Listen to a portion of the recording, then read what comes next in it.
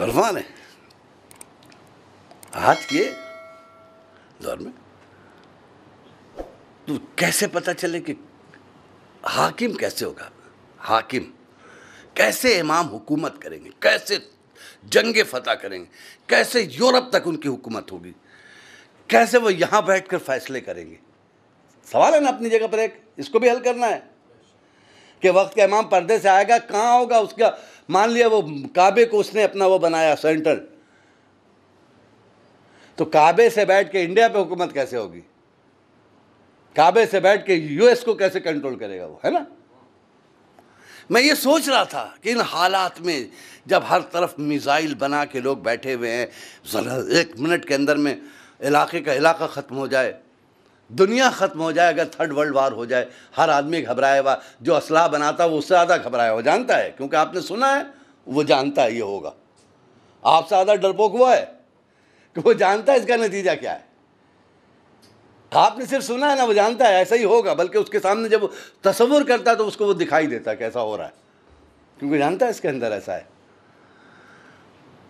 मैं सोचता था तो हमारे आखिरी इमाम ने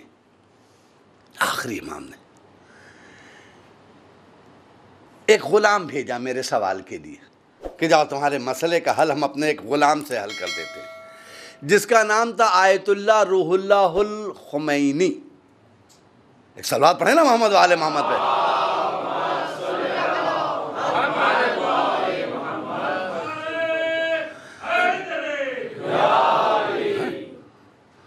भेजा उसने कि देखो मेरा अदना सा गुलाम पेरिस में बैठा हुआ है और शाह अपनी पूरी दौलत, सरवत, इख्तिदार, हुकूमत पूरे कंट्रोल के साथ ईरान में बैठा हुआ है, और बूढ़ा मुजाहिद पेरिस में। कहाँ पेरिस और कहाँ ईरान, कहाँ वो निहत्ता, हाथ में कुछ नहीं है, कहाँ यहाँ मिसाइल, तमाम ताकतें, है ना, फौजें। जब उसने दुआ के लिए पेरिस से हाथ उठाया और दुआ का असला उधर से चला, तो उस दुआ के असलहे का असर ये हुआ कि शाह को मिसाइल नहीं रोक सकी, शाह को फौजें नहीं रोक सकी, शाह को उसकी ताकत नहीं रोक सकी। अपने मुल्क में बेगाना था, भागने पे मजबूर था। तो मौला ने बताया कि मेरा ग़ुलाम जब पेरिस में बैठकर तख्ते शाही उलट सकता है तो उसका आका आ जाएगा तो क्या होगा। उसका आका जब पर्दे से निकल के आएगा, ये ग़ुलाम है, तुम्हारे पास उसके ग़ुलाम का जवाब नहीं है। उसका आका आएगा तो कैसा होगा। अच्छा, ये तो हो गया मसला हल। अब फैसले का मसला आया कि इमाम वहां से बैठकर पूरी दुनिया की तकदीर का फैसला कैसे करेंगे, है ना। ये सब चीजें आप उसको पढ़िए, आपको पढ़ने नहीं दिया जाता, उसकी तरफ नजर नहीं डालने दिया जाता। जहां से हिदायत मिलनी है ना, वहां से आपको रोक दिया जाता है। पहले तो हम दूसरों के लिए सुनते थे कि वो कहा करते थे कि इनके यहाँ मत जाओ, ये थूक के देते हो, बेचारे नहीं आते मजलिस में। हाँ, और अभी हम अपनों यहाँ देखते हैं कि इनके यहाँ मत जाओ, सिवाय इमाम ख़ुमैनी का और कोई तस्करा ही नहीं होता है। जानते हैं कि इनकलाब वहीं से आएगा, और अगर ख़ुमैनी का जिक्र कर दिया तो मेरा बच्चा भी इनकलाबी हो जाएगा। लिहाजा उसको रोकना है तो इमाम ख़ुमैनी का इनकलाब जो है उसे मत बयान करने दो।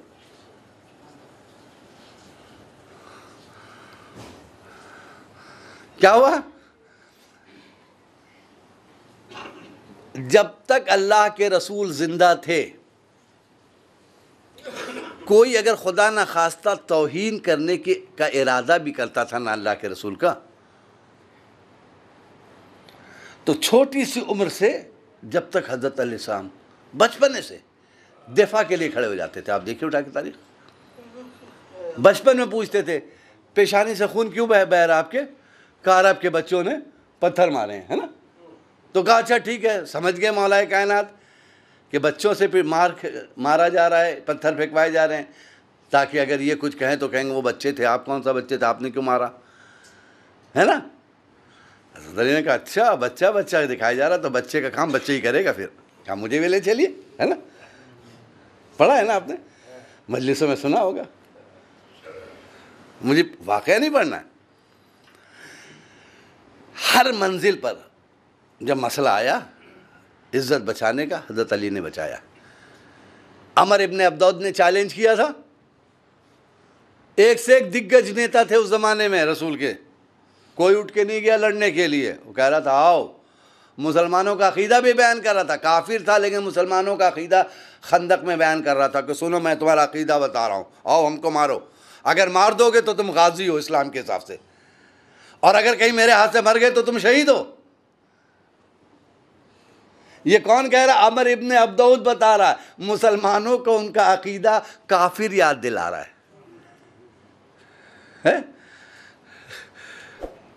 और ना ये गाजी बनने के लिए तैयार और ना शहीद होने के लिए तैयार।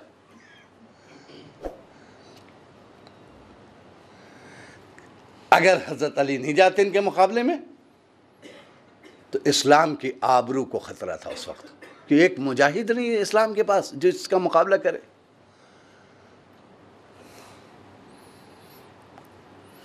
हिजरत में क्या हुआ? 1400 साल के बाद दुनिया ने सोचा कि वो ज़माना और था कि जब रसूल की तौहीन करो तो मौलाए कायनात निकल जाते थे।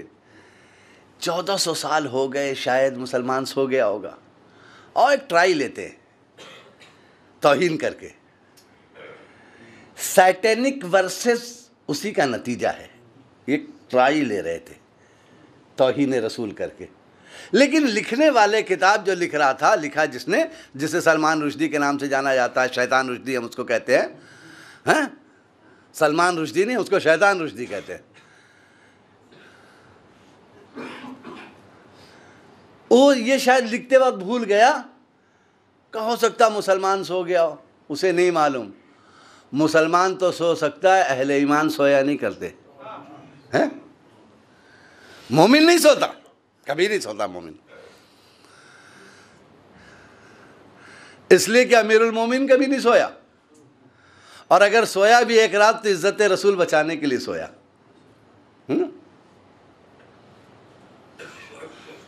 इसने इधर लिखा, कहाँ है वो?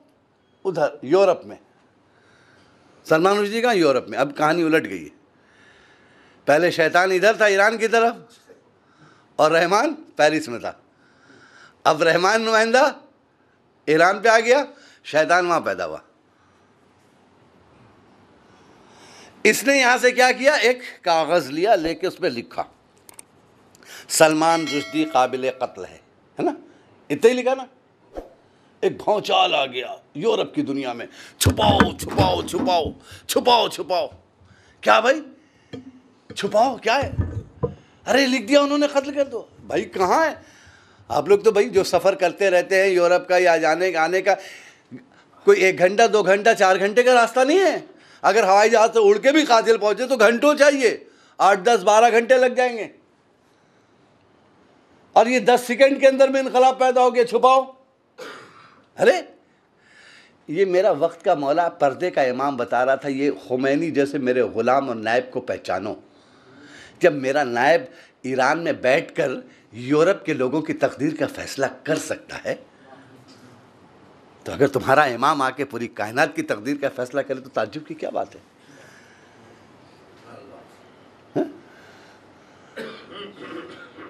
वो अगर आ जाए और पूरी कायनात की तकदीर का फैसला करे तो उसमें क्या बात है? ताज्जुब की क्या बात है? अपने ईमान को मजबूत करें। क्या हुआ? सबने कहा छुपाओ छुपाओ छुपाओ। अरे साहब छुपाओ। हमने कहा भाई छुपाओ क्यों? इसलिए कि जो कह रहा है वो सुपर पावर है, जो छुपा रहा है वो सुपर पावर है। आप लोग बॉम्बे में रहते हैं, बॉम्बे का मिजाज भी जानते हैं, कलकत्ते का कुछ मिलता जुलता मिजाज है। जो इलाके के में भी सुपर पावर होते हैं हमारे यहाँ, इस इलाके का भैया ये है, उस इलाके का भैया वो है ना। हमने देखा होगा, पता नहीं, हमारे कलकत्ते भी यही है। अगर इस इलाके में कराना तो इनसे, अगर यहाँ बिल्डिंग बनानी है तो इनके यहाँ गुंडा टैक्स दे दीजिए, फिर आप बनाइए, वरना पुलिस वालों को खिलाते रहिए, कुछ नहीं बन सकता अगर वो नहीं राजी होते, हमारे यहाँ ऐसा होता है ना। साहब क्या है साहब, ये यहाँ के इलाके के साहब ये है। तो जो पहचाना कैसे जाता है कि वो जो कहेगा वो होगा, ये पहचान होती।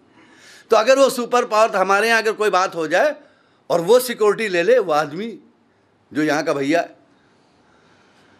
तो क्या करेगा, छुपाएगा थोड़ी, चौराहे पे लाके खड़ा कर देगा, ए छू के दिखा दे, कौन छुएगा इसको, हाथ लगा के देखा, है ना। तो लोग कहेंगे नहीं साहब, अरे कौन हाथ लगा देगा उसको, बहुत बड़ी ताकत है जो इसका सपोर्ट कर रही है। तो मालूम ये हुआ कि सुपर पावर उसे कहते हैं जो चौराहे पे लाके खड़ा कर दे, छुपाए नहीं, है, जो किसी की एक आवाज पे छुप जाए, है। इससे पता चलता है कि सुपर पावर कोई और है, ये नहीं है। एक दुरूद पढ़े मोहम्मद वाले मोहम्मद पे।